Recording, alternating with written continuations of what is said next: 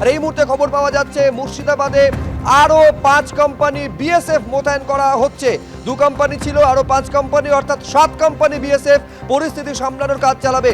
ময়ূক ঠাকুর চক্রবর্তী আমাদের প্রতিনিধি আরো বিস্তারিত এই নিয়ে বলতে পারবেন। ময়ূক, দেখো শুভ্রজিৎ, গতকালই মুর্শিদাবাদের পরিস্থিতি যখন উত্তপ্ত হওয়া শুরু করে ওই জঙ্গিপুরের সংলগ্ন শামসেরগঞ্জ সুতি, তখনই 2 কোম্পানি বিএসএফ, রাজ্য সরকার বিএসএফ এর রাজি করে এবং 2 কোম্পানি বিএসএফ সঙ্গে সঙ্গে রাত থেকে এরিয়া ডমিনেশন শুরু করে।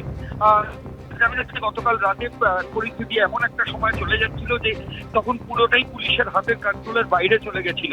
যারা বিক্ষোভকারী, ওয়াকআউটের বিরোধিতায় যারা আন্দোলন করছেন তারা স্টোন পেল্টিং শুরু করছিলেন, পুলিশের গাড়িতে অগ্নিসংযোগ করেছিলেন, পুলিশ আধিকারিকরা কার্যত দিশেহারা হয়ে গেছিলেন।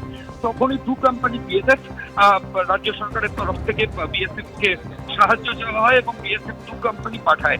যেটা জানা যাচ্ছে যে আজকে সকালে ফের মুর্শিদাবাদের বিভিন্ন জায়গায় ধুলিয়ান, শামসেরগঞ্জ, এই বিভিন্ন জায়গায় যখন বিক্ষিপ্তভাবে আবার অশান্তি শুরু হয় এবং ফের গন্ডগোল দুপুর 12টার পর থেকে সেটা পরিস্থিতি একদমই স্বাভাবিক ছিল না। আর গতকালের মতোই পরিস্থিতি আবার সেই একই রকম তৈরি হচ্ছিল। তখন বিএসএফ এর তরফ থেকে আরো 5 কোম্পানি বিএসএফ কিন্তু ওই ধুলিয়ান, সুতি ওই চত্বরে ডিপ্লয় করা হয়েছে। এখন টোটাল 7 কোম্পানি বিএসএফ মুর্শিদাবাদের বিভিন্ন জায়গায় কাজ করছে। ধন্যবাদ ময়ূক।